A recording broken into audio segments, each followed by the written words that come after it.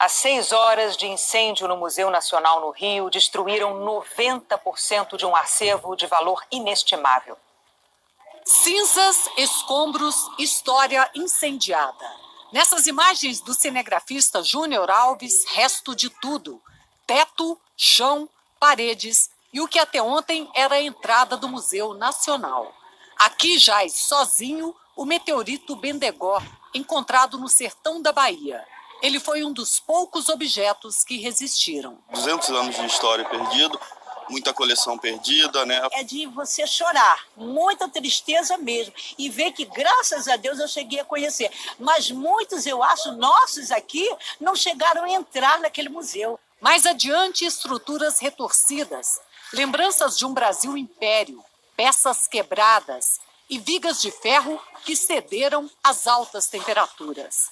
Em cada porta, em cada janela, um amontoado do que já foi cultura.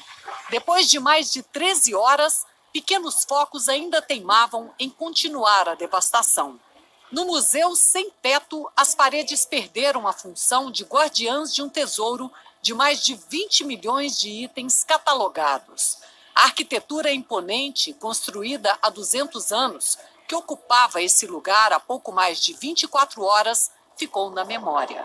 Esse é o retrato de uma tragédia que começou logo depois de o museu fechar as portas de mais um domingo de visitas. Olha, a cena é muito triste. A gente vê daqui todo o museu sendo destruído pelo fogo. Esse incêndio começou por volta de umas 7h30 da noite. As labaredas escapavam pelo telhado, iam desabando as estruturas internas e desmoronando quem tanto trabalhou aqui. Não sei nem o que te falar, porque a perda é irreparável. Era difícil levar conforto em meio a tanto desespero. A gente sempre soube que um dia isso ia acontecer, porque infelizmente faltava recursos para proteger o nosso palácio. Está tudo perdido, sabe? É a arte, é a história, a ciência, tudo perdido.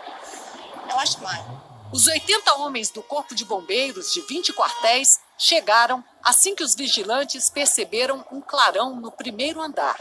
O prédio histórico, cheio de madeira, papéis e laboratórios de pesquisas com produtos químicos inflamáveis, foi sendo tomado e derrotado pelo fogo.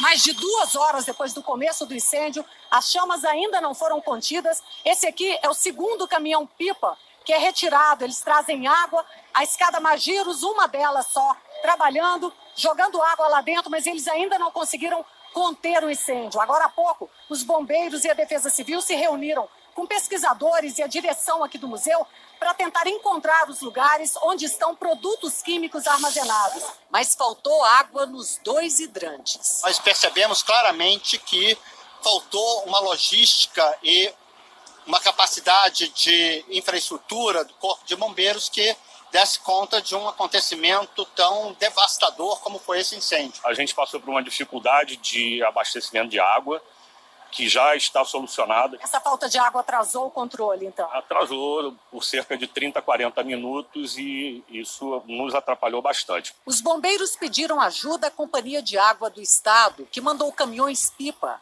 A SEDAI negou que tenha faltado água. Mas até o lago, em frente ao museu, teve que ser usado. Com a demora, o fogo acabou chegando a um lado do prédio que ainda não tinha sido atingido. A minha sala, na verdade, é o primeiro piso dessa ala de cá. Eu consegui salvar parte do equipamento, lupa, microscópio, um pouco de alguma coisa básica, pelo menos de microscópio, são coisas mais caras.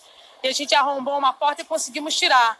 Mas praticamente o resto tudo foi embora. Finalmente, uma notícia boa, o fogo foi praticamente controlado depois de 4 horas do início desse incêndio aqui no Museu Nacional, na Quinta da Boa Vista, no Rio de Janeiro. Mas as chamas voltaram de madrugada. Pela manhã, uma multidão se reuniu em frente ao museu. A prefeitura manteve os portões fechados para garantir a perícia da Polícia Civil. Houve protesto e um grupo forçou a entrada. Estudantes, pesquisadores e vizinhos do museu queriam ver de perto a extensão do estrago.